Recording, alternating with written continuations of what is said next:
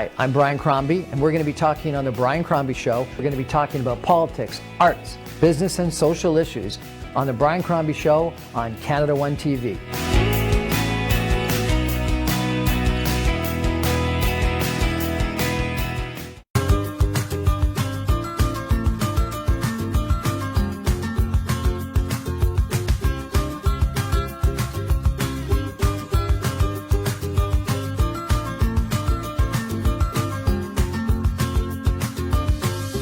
Good evening, everyone, and welcome to the Brian Crombie Show on Canada One TV. So it's almost New Year's, and around New Year's, a lot of people, number one, have probably eaten a lot during the holiday season, but also think about resolutions, New Year's resolutions for the next year. And one of the things that people often worry about, and there's lots of stresses during the holiday season. One of the things that comes up early in January, I think, is called Blue Monday, because we're all blue because of the credit card bills and the end of the holidays and things like that.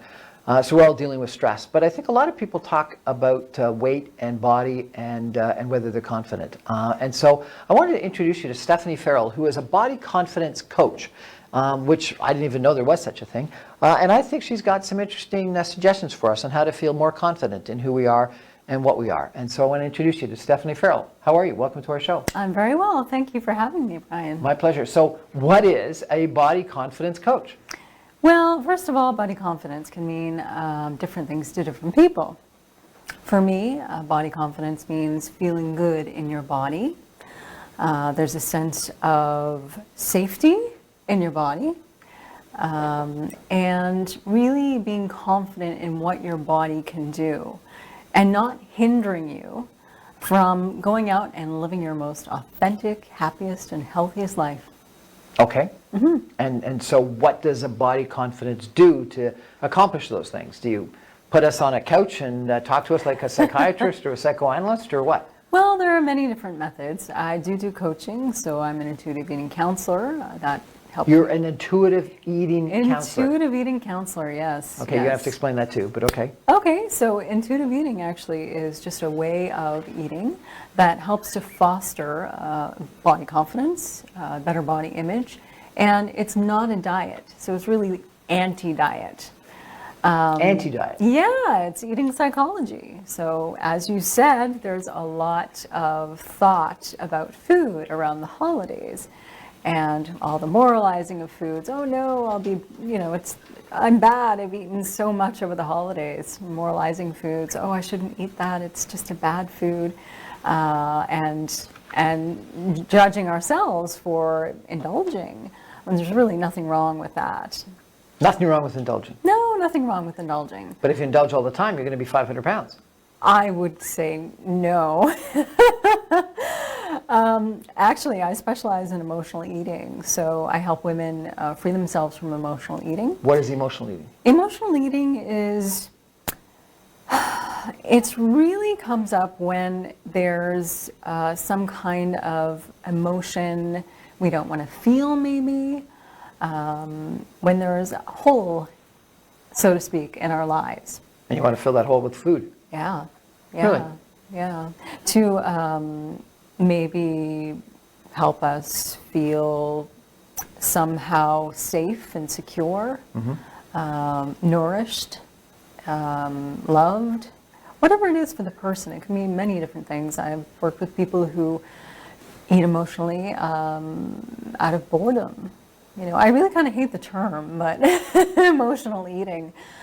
Because there's so much that's sort of packed underneath of But that. you only do this for women. Is that, do only women emotionally eat, or do both males and females No, I emotionally eat? think men and women. You just both. coach women? I do coach women, okay.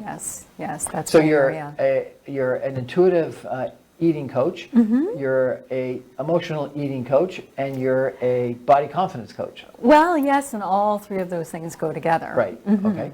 And so, what suggestions have you got for people in regards to achieving body confidence? Yeah, achieving body confidence. Well, I have a couple tips. Okay. To increase body confidence. One is, how we're always on social media, right? Instagram, Twitter, Facebook. We watch a lot of TV. We watch a lot of movies. We maybe read magazines. So the first thing I tell my clients is to curate their social media. So curate. Curate. What do you mean by curate? Well, go through the social media and weed out things that are making you feel bad about your body. A lot of it is the fitness industry, the beauty industry. You can go on Instagram and see perfect, picture perfect. You're saying don't bother watching them. Just delete them. Just get rid of Unfollow those. them. If they make you feel bad, if they get you thinking about your body in any way and feeling negative, get rid of them. And replace them with body positive people and posts.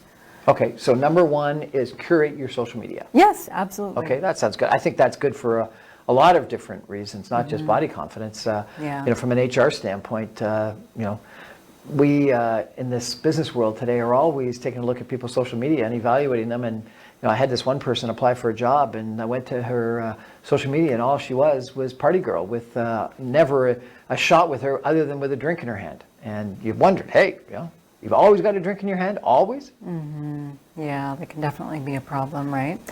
But definitely, if it's something that's making you feel lesser than, I spent many years feeling lesser than. You did? Yes, and very not confident in my body, that's for sure. Okay, well, let's come back to that personal story in a minute, but tell us what the other two tips are. The You other said you two had tips. three. Yes, I have three.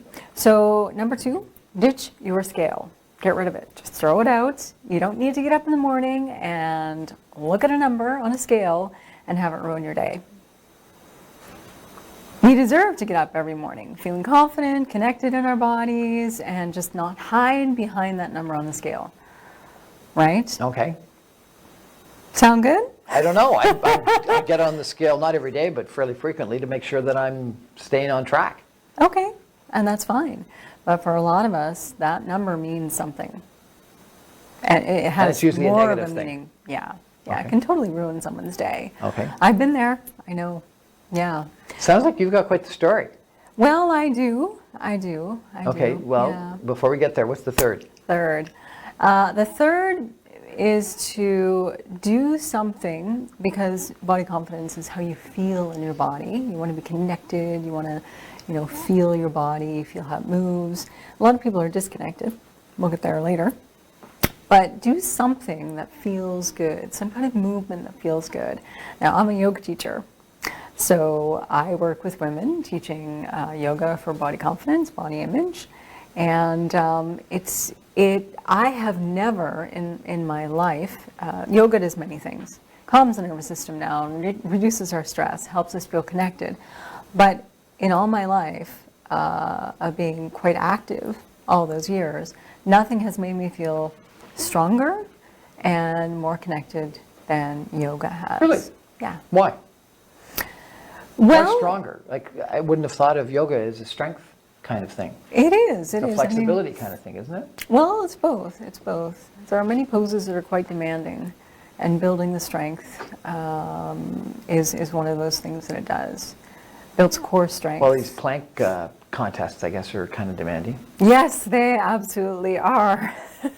I don't advise that, but I do advise doing some kind of physical activity that people enjoy, that really feels good for them. So curate social media. Mm-hmm. Don't get on the scales every morning. Yeah. And do something, like yoga Absolutely. or something action-oriented, to Action-oriented. make your body feel good about that's itself connecting for them. and connecting. Feeling good, yeah. Good. Okay. Those sounds like three good recommendations. But what if people are overweight and feeling overweight? You don't recommend a diet? I don't necessarily recommend weight loss. I think there are things underneath of how we eat and our eating patterns that can contribute to people feeling that way. The psychology of eating, food means a lot of things. It means so much to some people. People are, living with this food guilt, this body shame for years. Food guilt, body Yeah. shame, really? Guilty for eating foods. I mean, there's people that are out there, orthorexia, which is, What's that? it's like Orthorexic. obsessed with clean eating. What they're putting in their bodies has to be clean. Meanwhile, they're probably, depriving themselves of nutrients that are needed. I have a friend who's a raw vegan and obsessed with only eating raw vegetables. Okay. Makes her happy. If it makes her happy, fine. But people come to me and they're not happy. They're not happy. They're sick of diets. They're sick of yo-yoing up and down. They want to stabilize their weight and find their optimal, their true optimal weight. That's what I help them do. Sounds like some good tips, and you've got a pretty compelling story. So we're going to take a break and come back and hear your personal story, because I think you'll all find Stephanie Farrell's personal story kind of compelling, and it's going to motivate us all to think about body confidence. So stay with us. We're going to take a break and come back more with Stephanie Farrell in just a minute.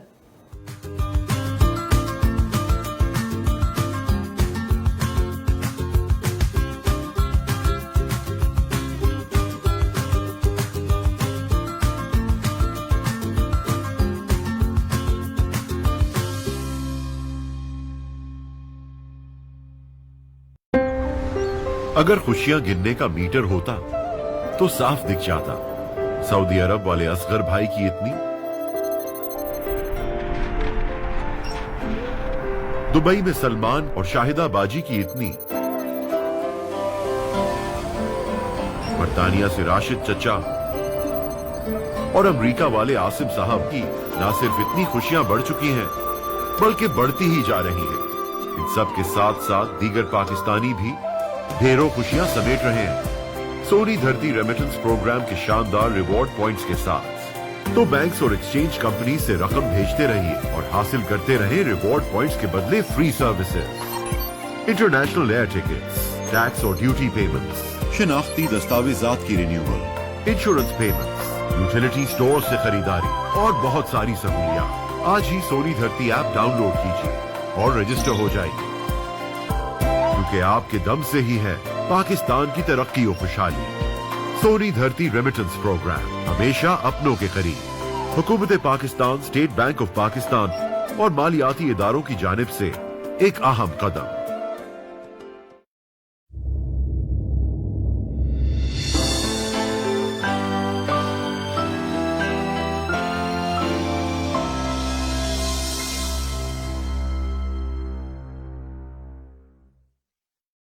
Hi, I'm Brian Crombie, and we're going to be talking on The Brian Crombie Show. We're going to be talking about politics, arts, business, and social issues on The Brian Crombie Show on Canada One TV.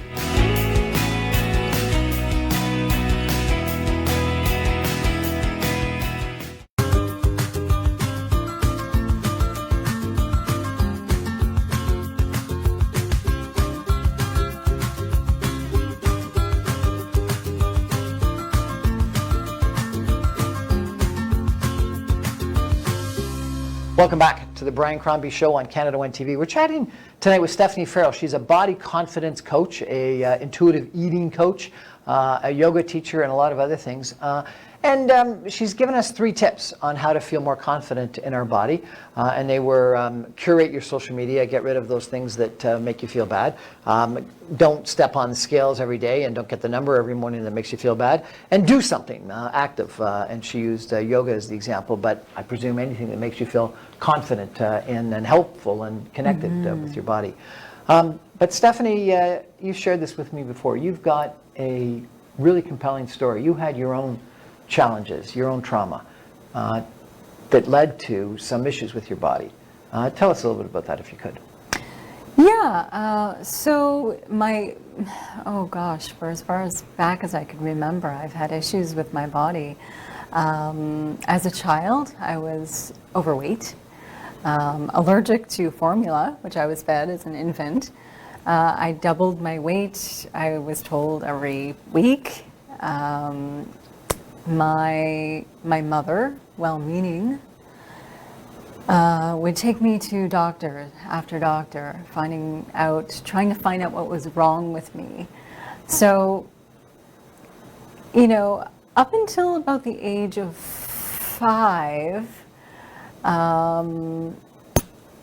that's the way things were. At 5 years old or 6 years old, we're still in that place where we have very few filters, and unfortunately my household was not very safe. when I was 5, 6, 7. Not a very safe environment. There was some abuse. Oh no, I'm sorry to hear that. Yes, well, some trauma, I guess. Trauma is really subjective, Okay. right? So what could be a trauma for one person may not be for another. But there was a lot of comments on my body and losing weight and Was one of the things that were said to you? well, that I was fat, that I should lose weight, or one of the things that I remember when I was about 13 was, you'd be so pretty if you just lost weight.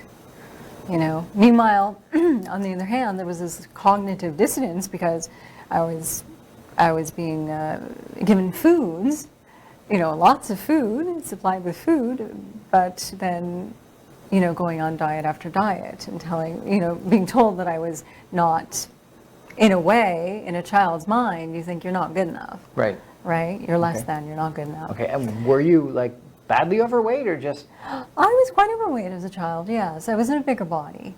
I don't really like the term overweight. Okay. Weight is weight, but A bigger body. I was in a bigger body as a child, yeah. Okay. Yeah. And then what happened? And then what happened? When I was about 12, I started a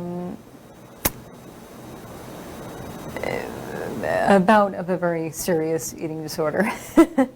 So bulimia, intermingled with anorexia, and that actually went on for many years.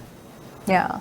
So I fell into, because of the sort of abusive relationship with my mother in my childhood, I sort of fell into a relationship that wasn't very good for me.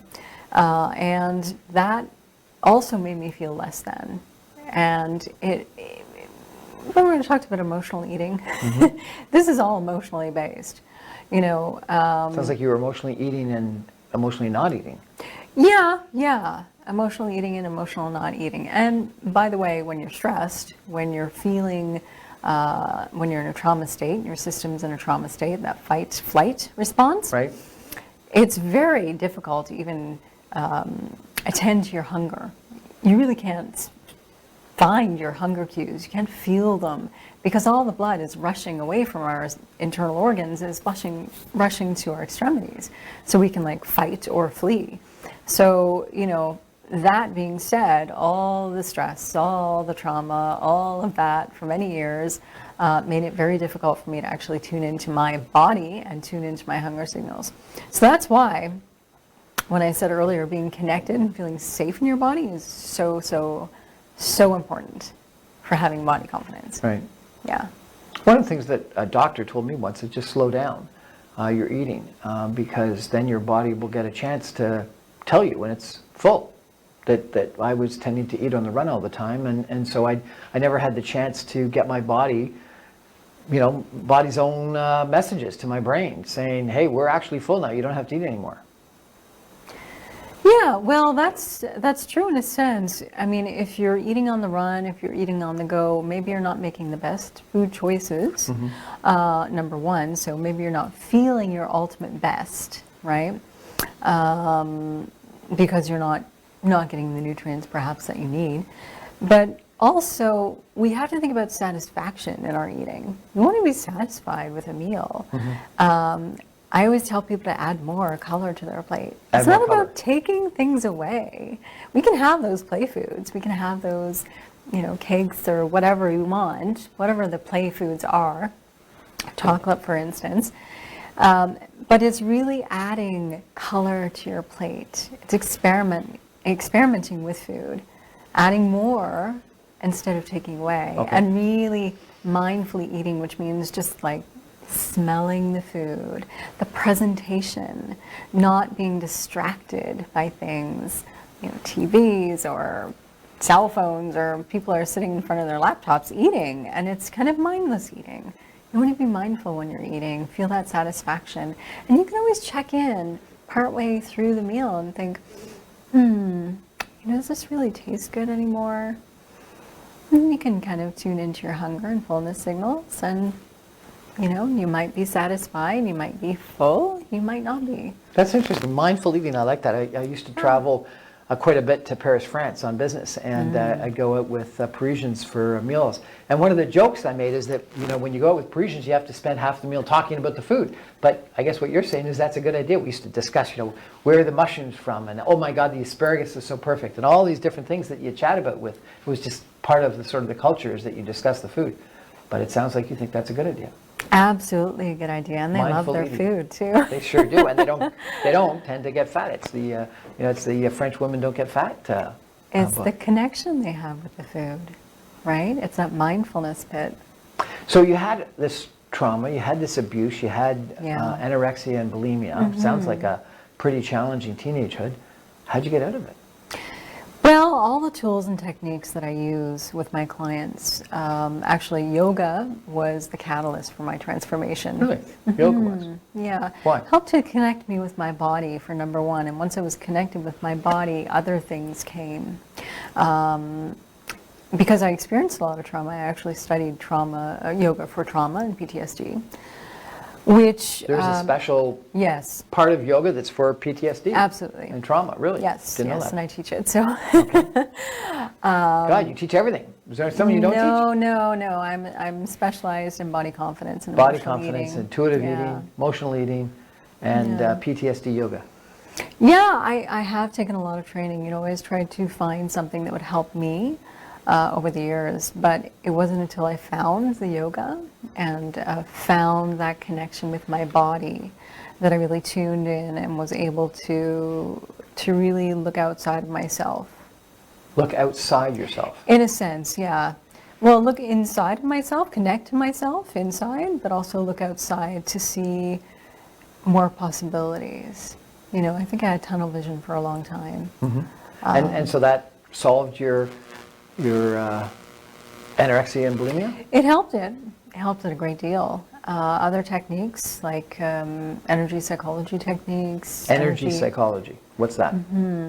Yeah, well, it's a very well-researched, scientifically proven technique that helps to calm the nervous system, that helps to address emotions, address beliefs, negative beliefs that we have and hold about ourselves and the world, and address physical issues that people have. Really? With success. And then I think what you told me is that you ended up having another abusive relationship.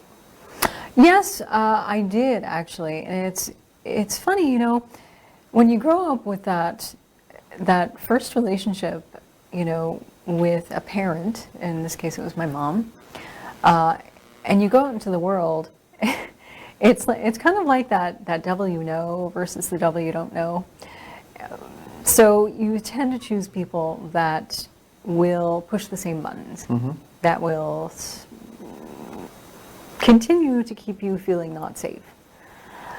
So I did fall into another relationship that was like that. And it was very harmful. And did you become anorexic and bulimic? It definitely triggered my, yes, it did. Because, there's an emotional hole there that I needed to fill somehow. So I wanted to fill it with food. So you think people that are abused sometimes end up in another abusive relationship because it's the devil they know? Yes. Really? Yeah, if they don't get some coaching or help with that, it's very easy to do. It's not even just, it's not a conscious thing. It just happens. I know a lot about the nervous system. And like I said, when you're in that kind of relationship, when you're suffering abuse and trauma, on a constant basis, this is like a chronic thing. It's not like once it happens, it's like an everyday kind of issue where something's, sort of traumatizing you. But didn't you tell me it happened 3 times? Yes. So there were 2, your mom and then 2 romantic relationships that were abusive. Right. And it's like the abusive cycle is addictive. The abusive cycle is addictive. It is, but You get for our addicted to nervous being system. abused. For our nervous system. You get addicted Because our to nervous being system abused. gets Really? used to not feeling safe. So that is what we seek. Because it's our normal. Really? Not feeling safe is our normal. Feeling fight, flight, freeze is our normal. So you're looking for that stress. You're looking for that. It is, and I think energetically it's probably attracted to you. Yeah. And you're okay now? I'm okay now. I'm feeling really good. How'd you get out of this addictive cycle? Again, all of the techniques that I've used. So yoga, somatic techniques, or the energy psychology techniques, advanced energy psychology, energy therapy, taking a hard look at my food and choices and intuitive eating. All of the techniques that I use, have given me the confidence in myself, my abilities, and in my body.